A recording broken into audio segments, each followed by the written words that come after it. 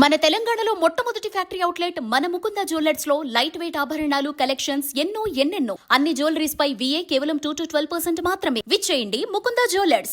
రాజకీయాల నుంచి దూరంగా ఉన్నప్పటికీ ఆయన చేస్తున్న కామెంట్సే పాలిటిక్స్ కు ఆ మార్జిని మరింత దగ్గర చేస్తున్నాయి.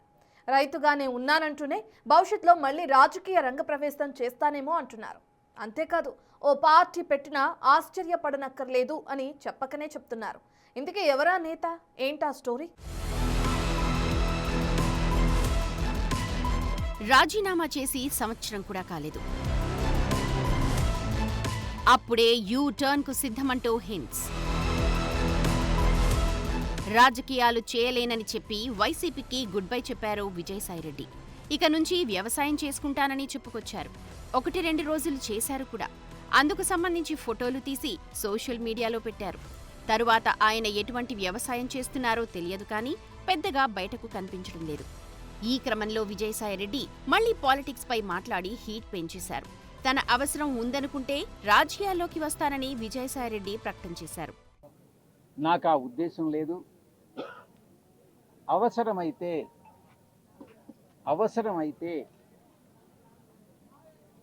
ఈ యొక్క ఆంధ్ర రాష్ట్రంలో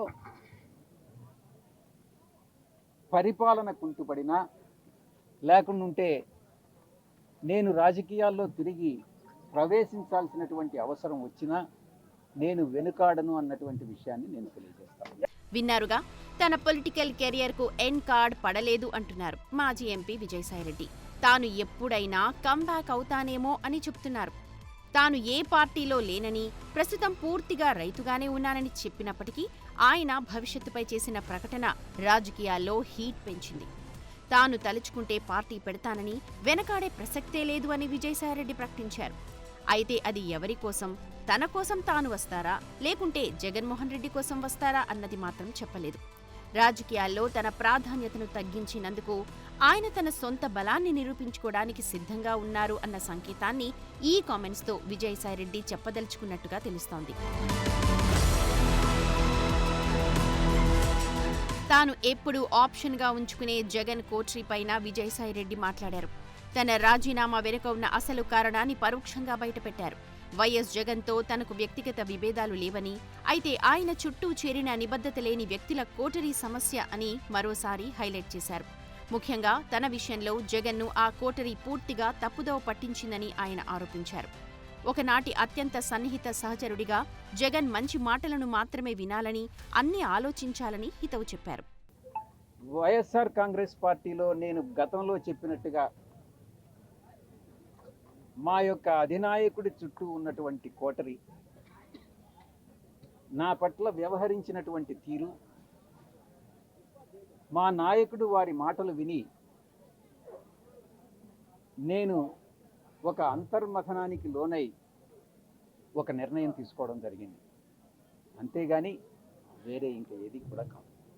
జగన్మోహన్ రెడ్డి గారు సమర్థుడు. ఆయన పార్టీని మేనేజ్ చేసుకోగలడు.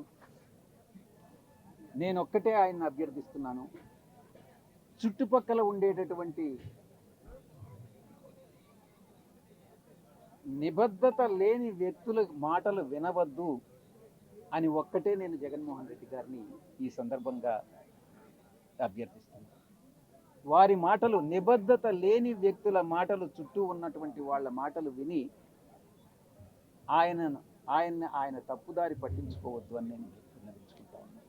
వైసీపీ అధికారంలో ఉన్న టైంలో పవన్ కళ్యాణ్ను విమర్శించిన విజయసాయిరెడ్డి ఇప్పుడు స్వరం మార్చారు. పవన్ కళ్యాణ్ను పొగిడేందుకు ప్రయత్నించారు. తనకు ఆయనతో 20 ఏళ్ల స్నేహం ఉందని గుర్తు చేసుకున్నారు.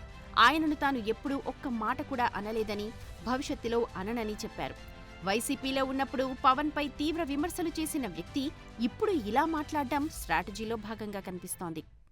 నేనేదో బీజేపీలో చేరిపోతున్నానని, తెలుగుదేశం పార్టీలో చేరిపోతున్నానని, చంద్రబాబు నాయుడు గారితో చేతులు కలిపానని, పవన్ కళ్యాణ్ గారితో చేతులు కలిపానని ఒక్కటైతే మాత్రం చెప్తాను. పవన్ కళ్యాణ్ గారు నాకు మిత్రుడు. ఈరోజు కాదు, ఒక 20 సంవత్సరాలు. మా యొక్క స్నేహం వేరే, రాజకీయం వేరే. నేను ఏ రోజు పవన్ కళ్యాణ్ గారిని ఒక్క మాట అనలేదు, భవిష్యత్తులో అనను కూడా. ఇది నా యొక్క దృఢ సంకల్పం, నిర్ణయం. ఇక రాజకీయ రంగ ప్రవేశం అన్నటువంటిది పరిస్థితులను బట్టి ఏ రకంగా నేను నిష్క్రమించానో అవసరమైతే తిరిగి రాజకీయాల్లోకి రావడానికి కూడా నేను సిద్ధంగా ఉన్నాను. మొన్న ఆ మధ్యన విజయసాయిరెడ్డి వైసీపీలో చేరతారని పెద్ద ఎత్తున ప్రచారం కూడా నడిచింది. అయితే మద్యం కుంభకోణంలో విజయసాయిరెడ్డిని టచ్ చేయకపోవడం జగన్లో అనుమానం పెంచుతోంది.